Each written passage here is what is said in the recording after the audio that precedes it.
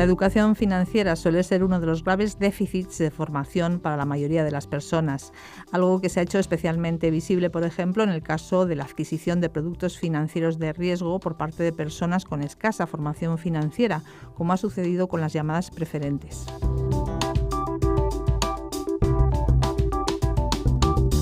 La jubilación es una etapa especialmente delicada en términos económicos. La investigación nos indica que para disfrutar de una mejor adaptación en este periodo de la vida es importante que nos preparemos desde el punto de vista financiero. La falta de planificación financiera nos lleva a cometer sesgos y errores que ponen en peligro el proceso de toma de decisiones en aspectos esenciales para nuestro bienestar.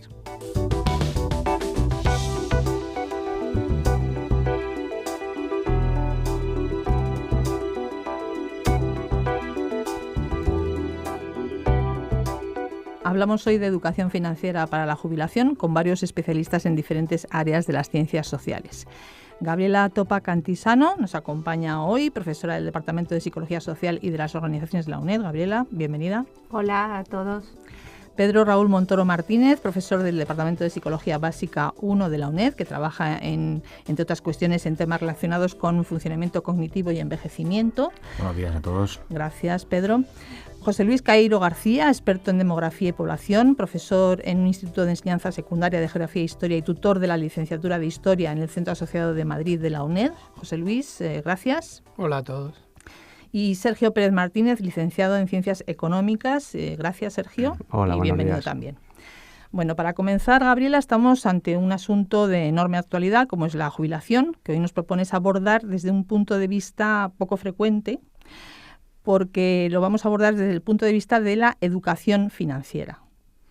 Pues sí, así es que la educación financiera es un déficit que tiene nuestra población y que es especialmente acusado en la población mayor. Prueba de ello han sido hechos recientes que han generado mucho debate social, como las inversiones desacertadas que han hecho personas mayores, quizá mal aconsejadas, por cuestiones como las llamadas preferentes o las formas en que han sido avalistas de otras personas más jóvenes en hipotecas, y eso ha repercutido negativamente sobre su situación financiera a posteriori, ¿no? En general, esto nos muestra que en nuestra sociedad las cuestiones financieras no se han enseñado, mientras que en otras sociedades existen seminarios y cursos de preparación que se dictan desde que la gente es joven, e incluso seminarios que se dictan en las empresas para aquellos trabajadores mayores, para enseñarles a preparar la jubilación en todos los aspectos, pero incidiendo en el aspecto financiero. Porque además hay un problema añadido, y es que hay determinados colectivos o determinados grupos que parecen especialmente vulnerables ante estas situaciones, ¿no? Uh-huh. Entonces, medidas concretas como el retraso de la edad de jubilación o el hecho de que las pensiones ya no sean intocables, como eran hasta ahora, ¿cómo repercuten las decisiones que debamos adoptar para no ser cada vez más vulnerables y más pobres? Pues de hecho, el punto es que la vejez coincide con ese periodo en que la persona ya no cobra un sueldo, pero sigue teniendo gastos. Entonces, el problema es que la decisión de jubilarse tiene unas facetas económicas sumamente importantes, porque la persona tiene que decidir a la vez dos cosas. Por un lado, detenerse en su proceso de ahorro, es decir, ya no va a hacer más aportaciones, y decidir que a partir de ahora empieza a gastar lo que de alguna manera y por algún procedimiento, sea la prestación pública, la privada, ha ido almacenando, por decir así. Y saber estimar hasta qué punto esa cantidad va a ser suficiente para cubrir sus necesidades durante un periodo de vida estimado que le queda por delante, ¿no? Entonces, el problema, por ejemplo, se presenta para las mujeres especialmente, porque las mujeres tenemos carreras laborales discontinuas, con peores aportes y aportes, no siempre aportes, además, no siempre estamos cotizando a la seguridad social. Entonces, claro, además de eso se presenta el problema de que tenemos más años de vida, somos más longevas, con lo cual tenemos todas las papeletas, por decir así, de estar bajo el umbral de la pobreza en la vejez.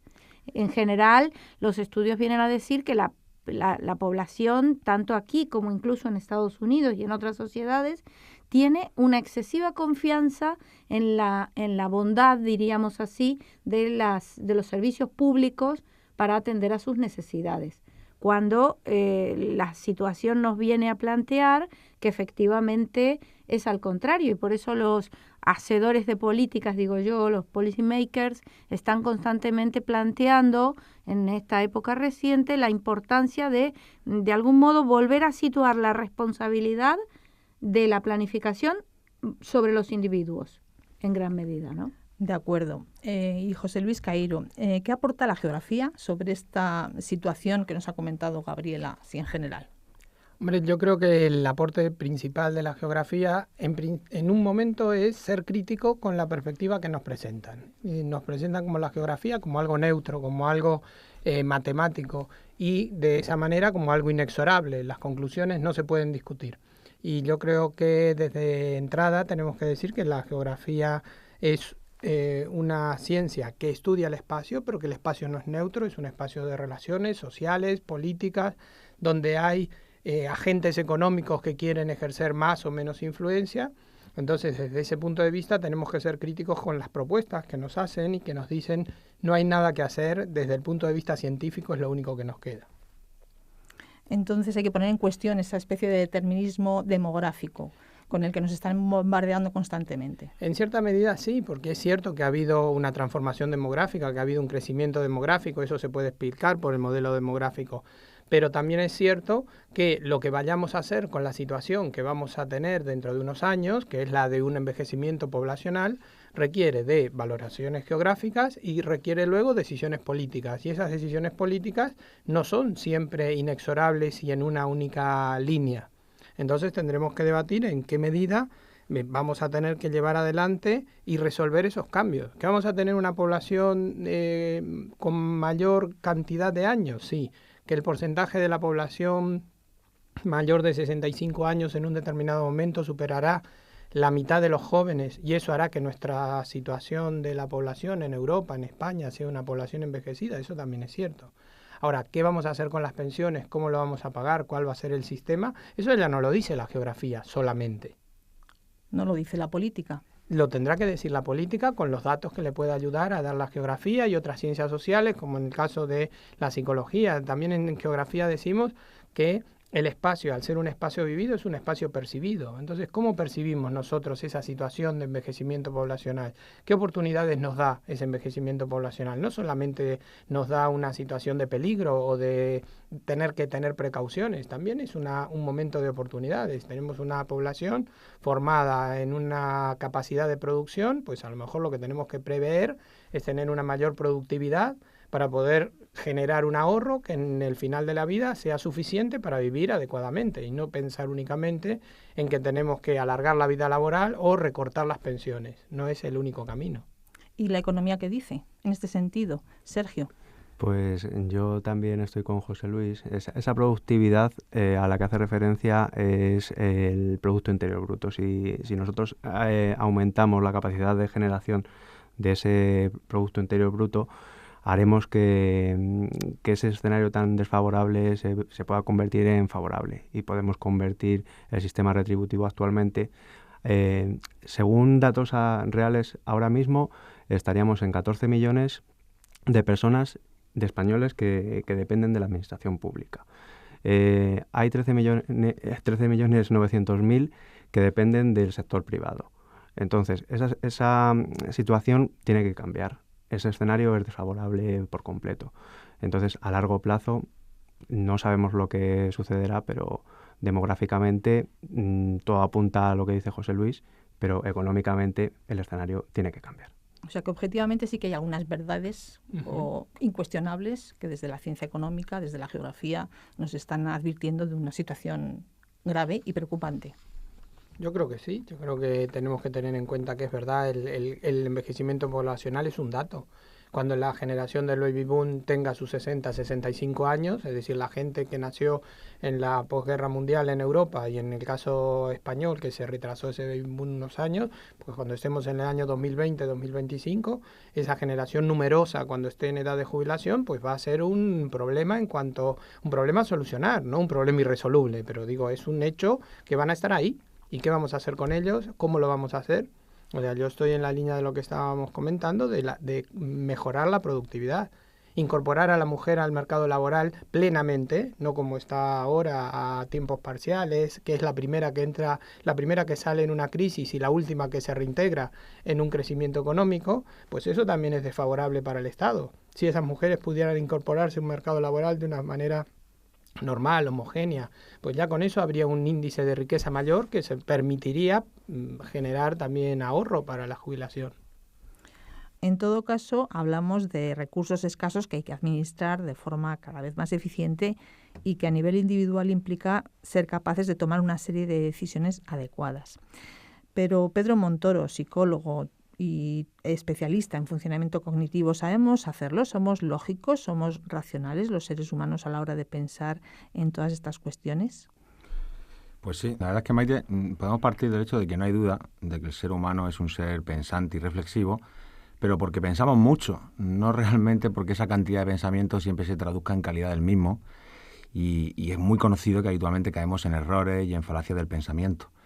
Esto también se traduce, o esto también ocurre, mejor dicho, en el terreno de la economía, donde nuestro rendimiento no siempre alcanza lo que las teorías clásicas de la economía suponían que el ser humano era capaz de hacer. Esas teorías clásicas habitualmente presuponían que actuábamos como seres racionales, que hacíamos un análisis exhaustivo de costes y beneficios, siempre con el objetivo de maximizar las ganancias, tanto a corto como a largo plazo. En cambio, los estudios que se están realizando en el ámbito de la psicología experimental, de algunos campos también de la que se llama ahora la economía conductual o economía experimental también, demuestran que tenemos muchos problemas para poder entender las leyes de la probabilidad, entender muchos conceptos estadísticos. Tenemos también una gran fijación hacia la consecución de beneficios inmediatos, en el aquí y en el ahora, y también dificultades en ocasiones para abandonar decisiones económicas que se han demostrado equivocadas, pero que en su momento las tomamos y que todavía persistimos en ellas cuando quizás deberíamos intentar dar marcha atrás, ¿no? Eso, pues la verdad es que supone muchos problemas y muchas restricciones a la hora de tomar decisiones tan a largo plazo como la de decidir la contratación, por ejemplo, de un plan de pensiones o un plan de jubilación, para prever este panorama que realmente es preocupante. Es que no tenemos además tampoco esa cultura financiera de que hablaba antes Gabriela. No estamos acostumbrados ni a manejarnos en esos términos, ni siquiera yo creo que a tener una visión a largo plazo en ese sentido. Entonces, además, incluso la información económica es difícil en sí misma, no es fácil de procesar. No, evidentemente. Estamos hablando de un entorno en el que hay una tremenda incertidumbre, en que hay un gran riesgo y es muy difícil no solo predecir lo que va a ocurrir en el futuro, sino a veces incluso a los propios economistas les cuesta predecir lo que ha ocurrido en el pasado, ¿no? Es un entorno de una gran dificultad para encontrar cuál es la mejor solución. Además, esto se une un problema, y es que la racionalidad en el ser humano, desde luego, no es un don natural con el que estemos investidos. En realidad, es una cualidad fatigosa de poder conseguir, que requiere mucho esfuerzo y que refiere muchas veces incluso refrenar nuestras tendencias naturales.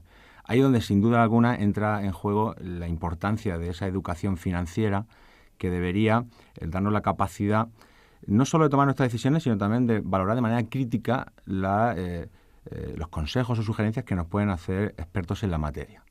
Porque en este campo de la economía no siempre es fácil poder encontrar expertos o consultores que nos puedan ofrecer una opinión imparcial, ¿no?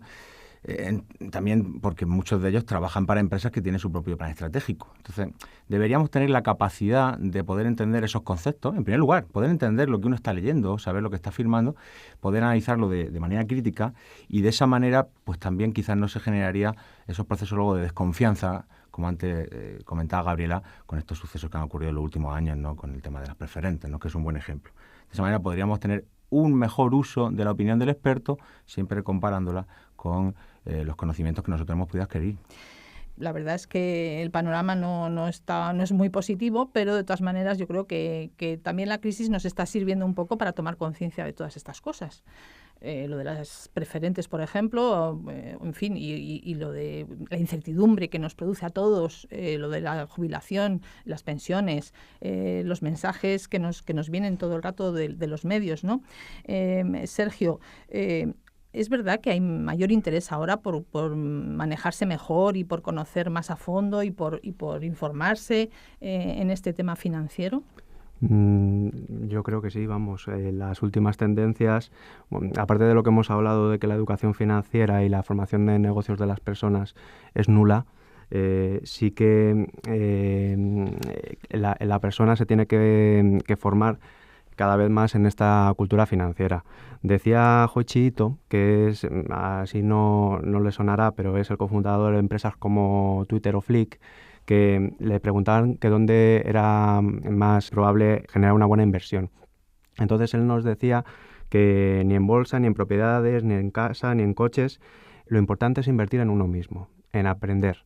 Esto significa que aprender significa conectarse a una red inteligente de creadores.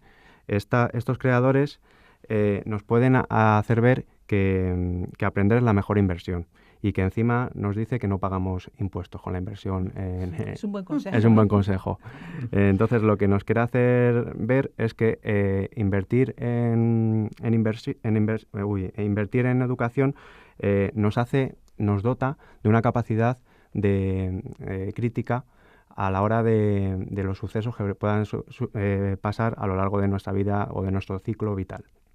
Por ejemplo, nosotros a lo largo de nuestra vida pasamos diferentes fases donde tenemos diferentes posiciones monetarias netas. Por ejemplo, desde que nacemos hasta los 30 años, más o menos, son edades estimadas, ahí tenemos una posición neta positiva, porque dependemos de la aportación de las rentas de nuestros padres. De los 30 a los 50 podíamos ver que es una fase de generar renta y acumular patrimonio. Aquí la posición neta monetaria es negativa. ¿Por qué? Porque aquí se produce la primera compra de vivienda y es donde se produce el primer endeudamiento que tiene la persona.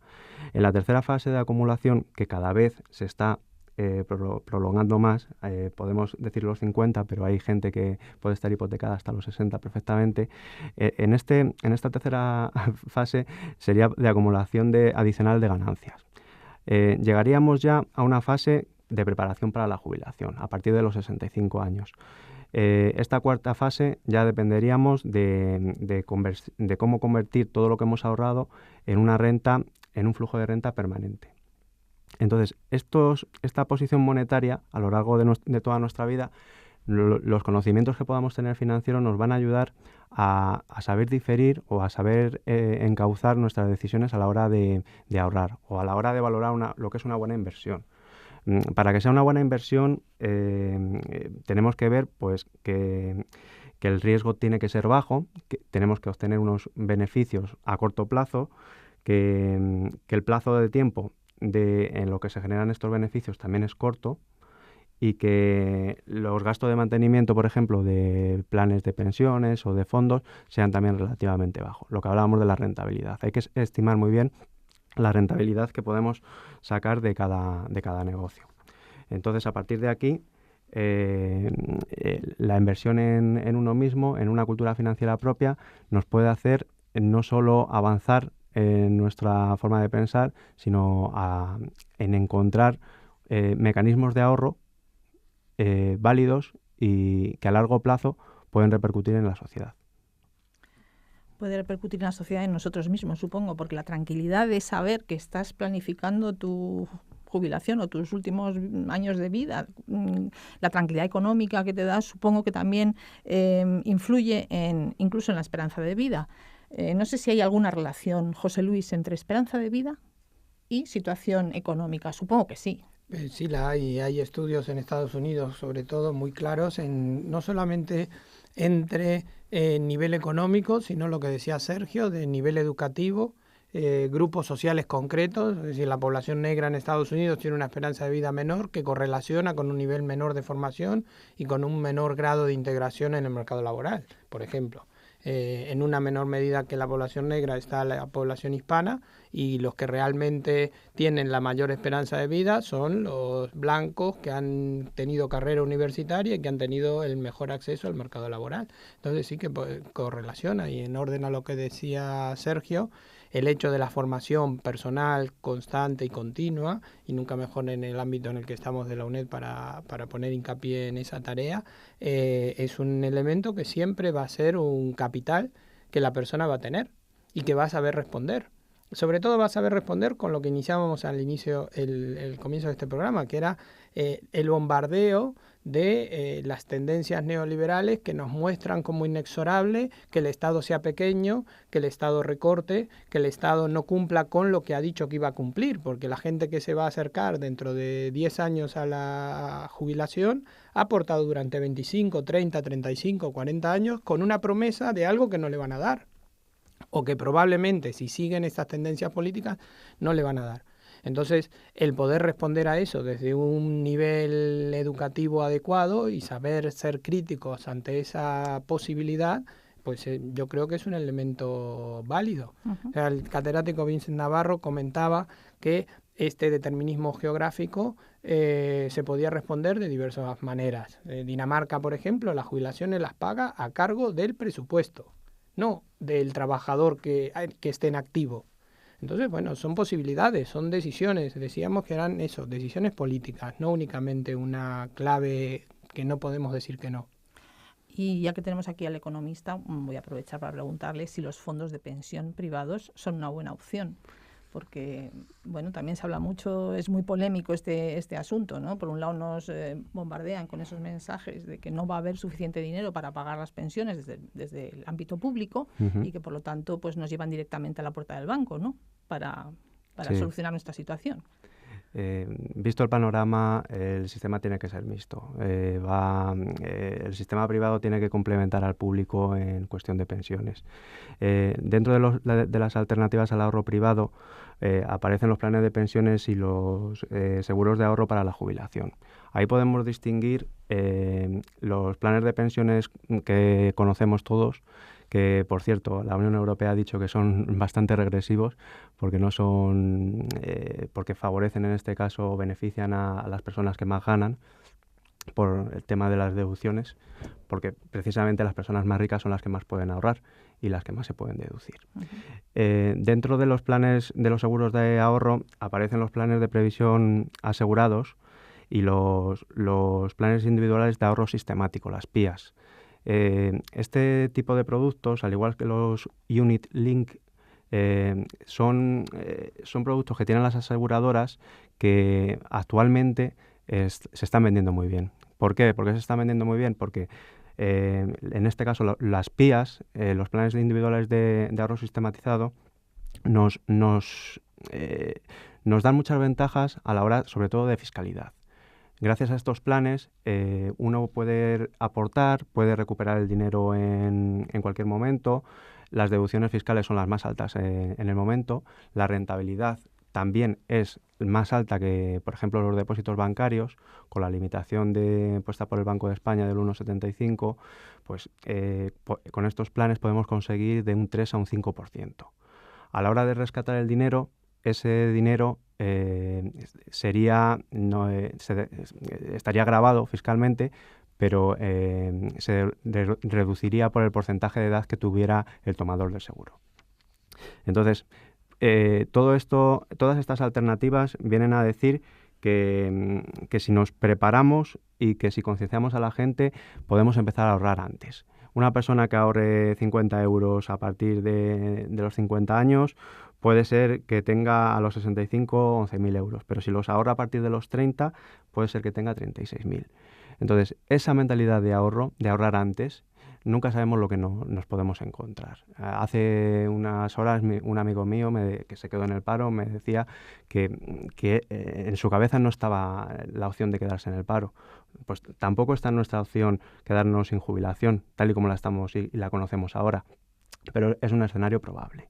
Entonces, ese conocimiento, esa inversión que podemos hacer en nosotros mismos nos ha de llevar a dibujar o a intentar buscar alternativas que puedan aportar un valor añadido a la sociedad incluso puedan ser garantes de que ese dinero pueda financiar otros proyectos a la gente joven o pueda generar rentas vitalicias o permanentes a este tipo de jubilados.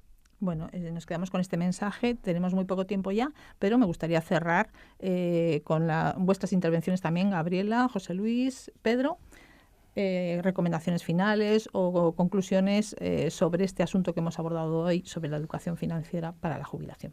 Para la jubilación y para la no jubilación.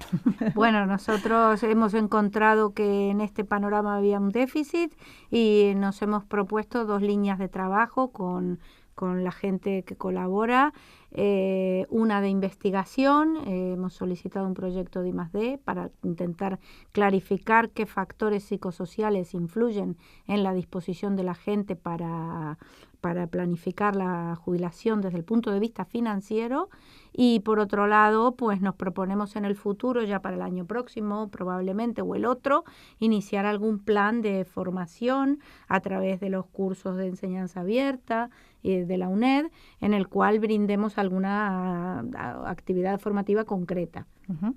Ahí ya oportunamente estaremos al tanto. José Luis.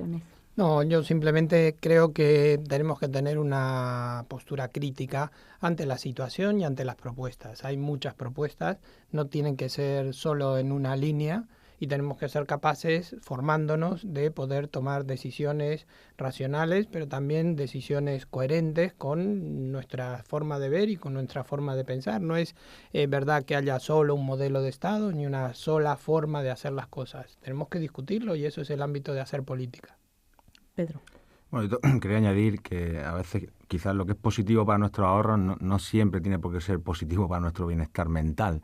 Así que uno también tiene que saber muy bien elegir en qué tipo de productos quiere invertir sus ahorros, según el perfil que tenga, más conservador o más arriesgado. Y la verdad es que últimamente hay algunas entidades aseguradoras, algunas entidades financieras que están administrando cuestionarios a sus clientes acerca de su carácter más agresivo o su carácter más conservador, para intentar darle un producto que se adapte a su perfil. Son muchos años en los que uno tiene que ahorrar, y no elegir quizá la opción adecuada te puede mantener en un estado de total tensión. Y yo creo que uno debería ser coherente también con su forma de pensar y su forma de sentir las cosas, ¿no? De acuerdo. Sergio, ¿quieres añadir algo más? Nada, decir que mi apuesta es para que no seamos codiciosos, que no busquemos más rentabilidad de la que podemos tener en la actualidad, que sobre todo nos informemos, que leamos, que comparemos, que estudiemos todos los productos que pueda haber y las variables socioculturales que pueda haber en el momento, y que apuesto porque se apoye a las personas para que quieran aprender y para formarse, claro. Muy buen consejo. Pues muchísimas gracias a los 4. Muchas gracias por vuestras aportaciones a Sin Distancias. Gracias a vosotros.